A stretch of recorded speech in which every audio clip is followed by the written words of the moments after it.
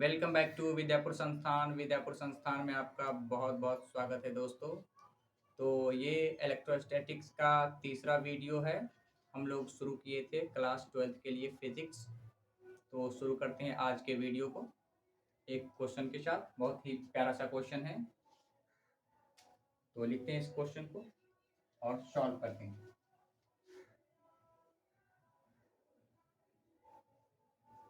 Find the numbers of and the number of electrons in 1 coulomb charge. तो simple सा question है कि 1 coulomb charge में कितने इलेक्ट्रॉन हैं, उसकी संख्या को कैलकुलेट करना है। क्या गिवन है? Q equal to 1 coulomb charge given. तो हम लोग जानते हैं, we know that Q equal to NE by quantization of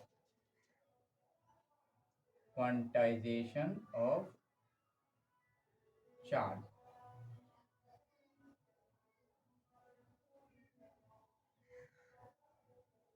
ये वाला फॉर्मूला कहाँ से जानते हैं हम लोग? Quantization of charge. ठीक है, तो अब सारे वैल्यूज पुट करते हैं और कैलकुलेट करते हैं एन की वैल्यू। इनका वैल्यू पता नहीं। ई की वैल्यू 1.6 इंटू 10⁻⁻19 कूलम्ब, इसीलिए एन इक्वल टू क्या हो जाएगा? 1/1.6 into 10⁻⁻19 coulomb. N equal to क्या हो जाएगा? इसको ऊपर ले जाएंगे तो ये, और नीचे 16।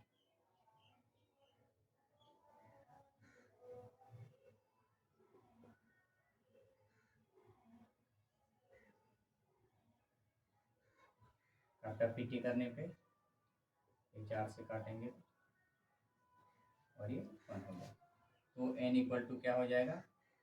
25 इंटू 25 इंटू 10⁻16। तो n इक्वल टू क्या हो जाएगा? 625 इंटू 10⁻16।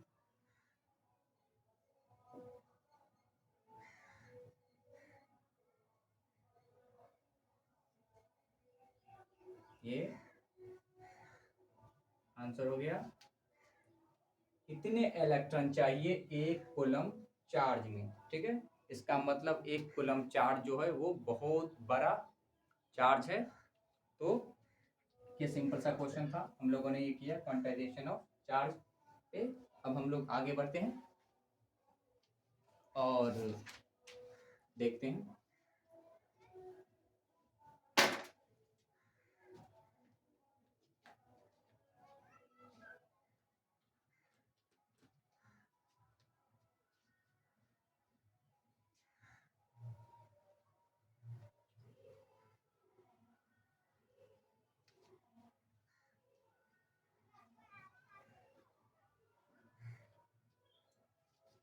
एक छोटा सा क्वेश्चन आता है कभी कभी कि मास और इलेक्ट्रिक चार्ज में क्या डिफरेंस है, तो हम लोग उसे देखने वाले हैं। Difference between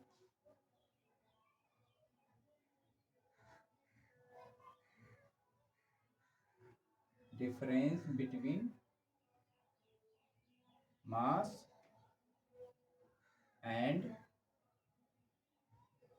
electric charge. एक तरफ मास लिख लेते हैं और एक तरफ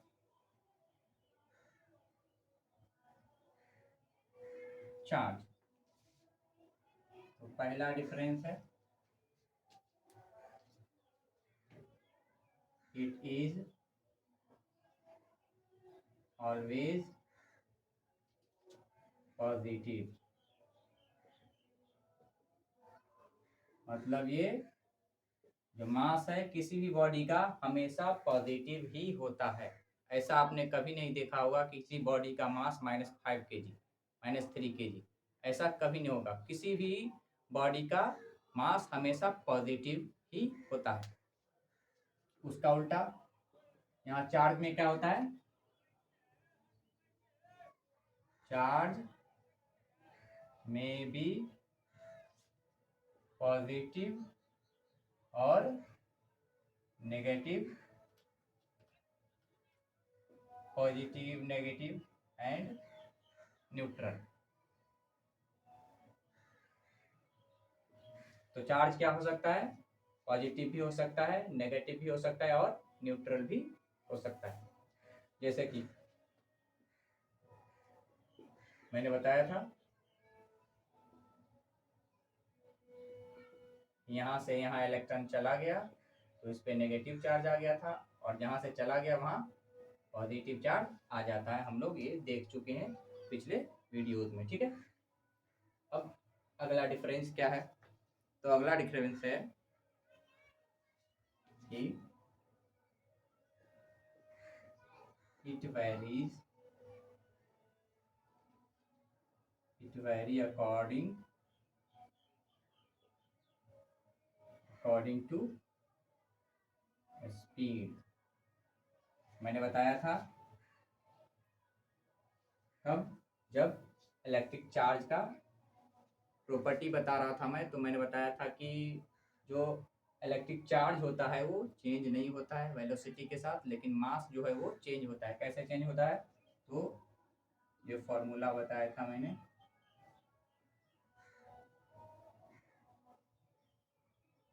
ये बताया था, ठीक है।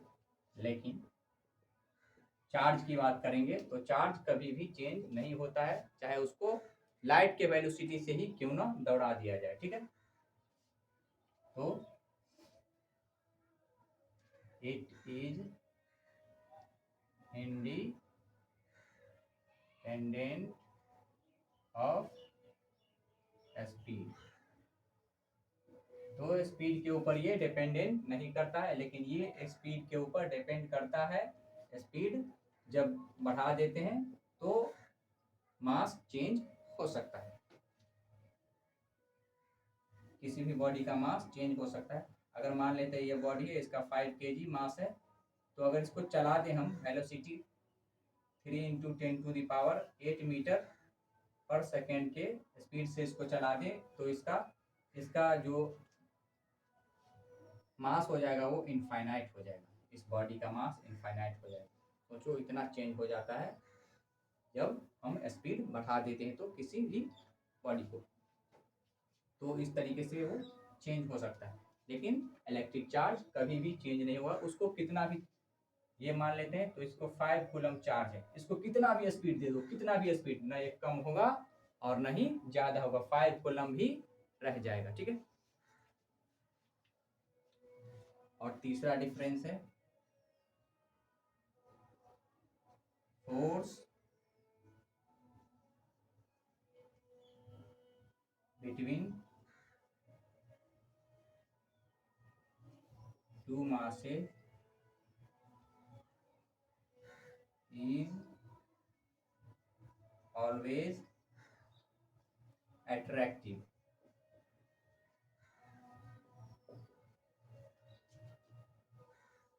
दो मास के बीच में जो फोर्स होगा, मान लेते हैं एक मास ए है और एक मास बी है, तो इसके बीच लगने वाला फोर्स हमेशा अट्रैक्टिव होता है, ठीक है। लेकिन इसका उल्टा चार्ज में क्या हो सकता है, तो force between two charges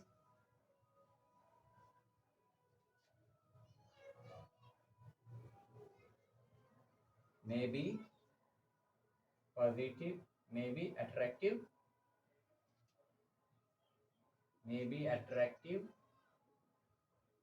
and repulsive। क्या मतलब हुआ इसका, दो बॉडी है ए और बी, तो मैंने क्या बताया था कि सेम चार्ज हो प्लस प्लस हो, तो ये एक दूसरे से दूर भागेगा, तो रिपल्सन का फोर्स है ना। अगर माइनस माइनस है तो वो भी एक दूसरे से दूर भागेगा। ठीक है, अगर अपोजिट चार्जेज है, एक प्लस है और एक माइनस है, तो ये एक दूसरे की तरफ, ये इधर जाएगा और ये इधर जाएगा, एक दूसरे की ओर अट्रैक्ट होगा। तो हमने क्या देखा, दो मास के बीच हमेशा फोर्स अट्रैक्टिव फोर्स लगता है, हमेशा एक दूसरे के बीच अट्रैक्शन का फोर्स होता है। लेकिन चार्ज में वो नहीं होता है, चार्ज में अट्रैक्शन का फोर्स भी हो सकता है और रिपल्सन का फोर्स भी हो सकता है। तो ये था basic difference between charge and mass. तो हम लोग इसे लिख लेते हैं और आगे बढ़ते हैं।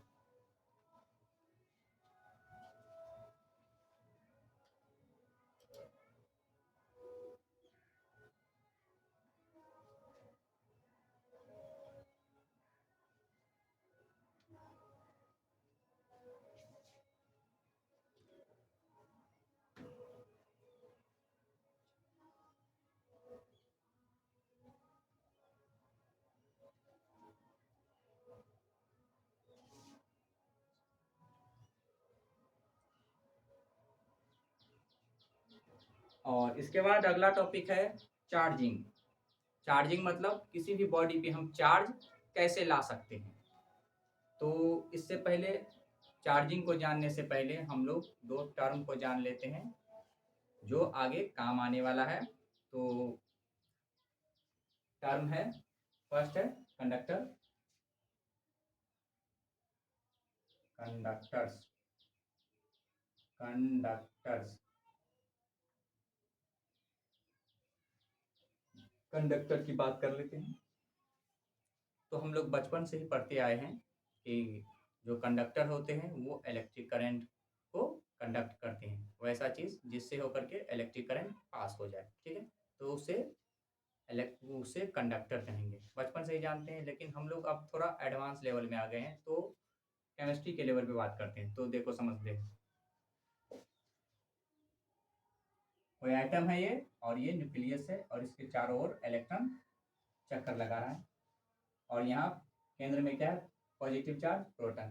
तो इलेक्ट्रॉन और प्रोटॉन के बीच अट्रैक्शन का फोर्स लग रहा है, क्योंकि अपोजिट चार्ज है, इलेक्ट्रॉन के पास नेगेटिव चार्ज और प्रोटॉन के पास पॉजिटिव चार्ज। तो ये इसे खींच के रखता है ना। तो क्या होता है, किसी किसी आइटम में ये इतना दूर होता है ना, इलेक्ट्रॉन इतना दूर, मान लो बहुत दूर है, तो इसके बीच ये जो फोर्स है, इस इलेक्ट्रॉन के ऊपर जो फोर्स लगा रहा है इस तरफ, वो बहुत ही कम होता है। तो इजीली ये तो ये वाला इलेक्ट्रॉन जो है बहुत ही कम फोर्स के साथ यहाँ बंधा रहता है, तो आसानी होता है इसको एक जगह से दूसरे जगह जाने में, इस फोर्स को तोड़ करके। तो जिसमें भी ये इलेक्ट्रॉन फ्री अवस्था में पाया जाता है, तो उसे कहते हैं कंडक्टर्स। ठीक है, तो लिख लेते हैं इस चीज को।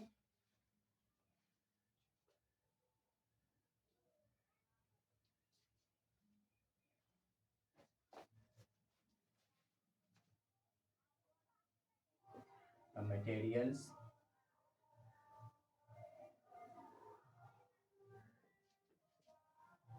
in which outer most orbit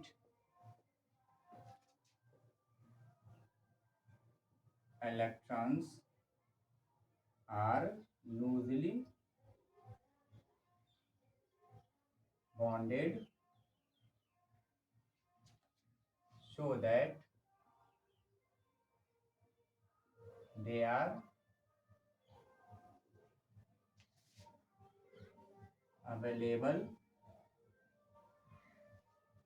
freely available, so that they are freely available। ऐसा मटेरियल जिसमें आउटर मोस्ट ऑर्बिट का जो इलेक्ट्रॉन है वो लूजली बाउंड हो, है ना। मैंने क्या बताया, ये यहाँ पॉजिटिव चार्ज है और यहाँ ये इलेक्ट्रॉन है, तो इसके बीच क्या है, फोर्स है। तो ये जो फोर्स है ना वो लूज है, मतलब बहुत ही कमजोर है, तो इसके बीच का बाउंडेशन क्या हो जाएगा, लूजली बाउंडेड। ठीक है, तो इलेक्ट्रॉन आसानी से मूव कर सकता है। ठीक है, तो इसे ही कहेंगे कंडक्टर्स। एग्जाम्पल के तौर पे aluminium, iron, copper, AG AU, ठीक है। ये सब बहुत अच्छे कंडक्टर्स हैं, ठीक है। दूसरा है insulator, insulators.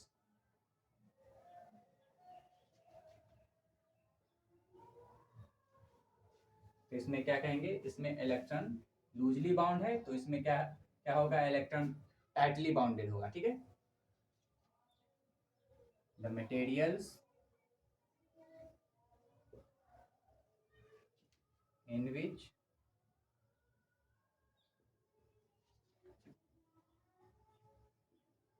outermost electrons are strongly bounded so that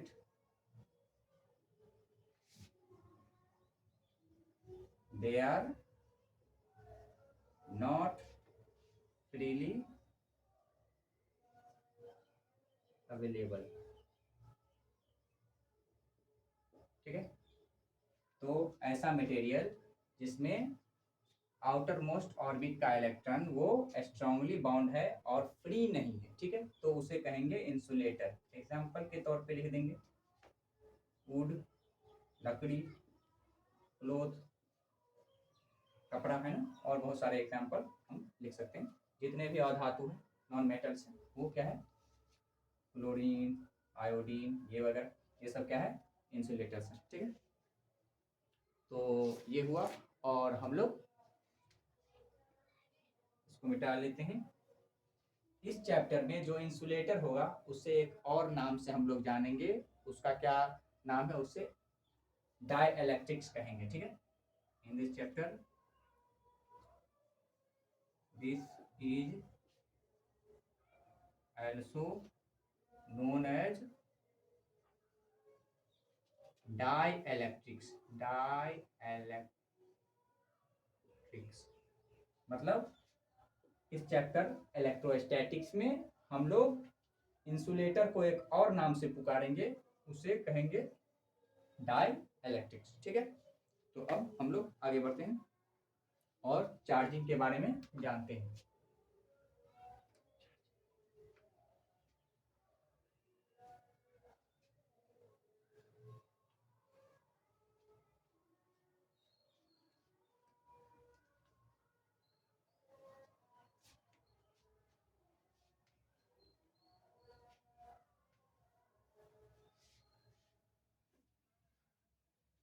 charging